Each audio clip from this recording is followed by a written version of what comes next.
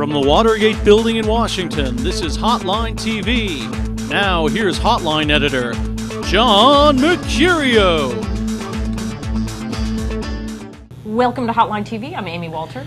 And I'm John Mercurio. Jim Gilmore ended his White House bid Saturday, saying in a statement that it became apparent to him it was impractical to continue. Gilmore said he's been asked to run for the Senate if Virginia Senator John Warner retires next year, or perhaps for governor. So, Amy, when will Gilmore realize that being on the ballot in Virginia is also impractical for his purposes? You mean from the fundraising perspective? Sure. Is or from really the viability question, viability perspective? Yeah, we're still working on that. Actually, you know what? I'm not going to diss on Jim Gilmore's chances right now. Really? Watch me. You just watch me. All right. So who else is being mentioned as a potential John Warner replacement? Tom Davis. Exactly. Tom Davis. Really? Oh yeah. Really? He's going to sure. make it through a Republican primary or a Republican convention. He's a great campaigner. If Republicans are that scared and they want to win, you're right. But if it's a convention, you're going to have a lot of right. But I don't even think that's true. I don't know if Tom Davis is going to be able to make it through even from in a primary. Yeah. Look, but I think it is interesting. I think what you're seeing in Gilmore saying that is that there are a lot of conservatives who are nervous about a moderate like Tom Davis winning John Warner's seat, and they think obviously he'd be a viable candidate.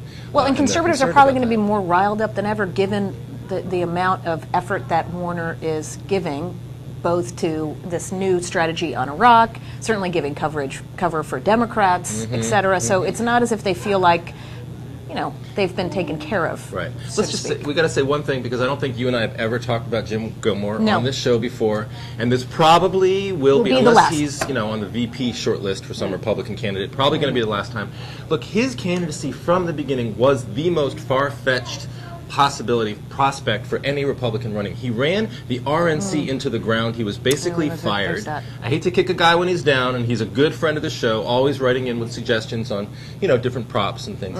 But he ran the RNC into the ground. He was essentially fired as committee chairman, and that's one thing. If you look at his website, and if you looked at all the sort of biographical information, how that didn't show up. The fact that he was the RNC chair, which you think would be something that a person running for Republican nomination would trumpet, never mentioned it. And that's because everybody knows that he was not a successful leader in that role. Well, you know what else I think is interesting is we say, all right, who's the next to drop out? Right? Democrat or Republican, whether we're talking, let's take McCain off the table for a second here, second or third tier, those types like Jim Gilmore. Don't you think we're going to see it more on the Republican side? Because raising money, just in general, if you're a Democrat, look, everybody's happy to write checks. Everybody's in a good mood. You're keeping enthused, much more so than Republican. I do think that that's true, but I also think you're hearing interesting things from Joe Biden over the weekend about apologizing for not raising more money, people asking him how is he going to vault into the top tier, and his quote was, "How the hell do I know?" or "I don't have one hell of an idea," or something that involved the word hell. You just wanted to say hell on TV. I just wanted to say hell on television. H-E double.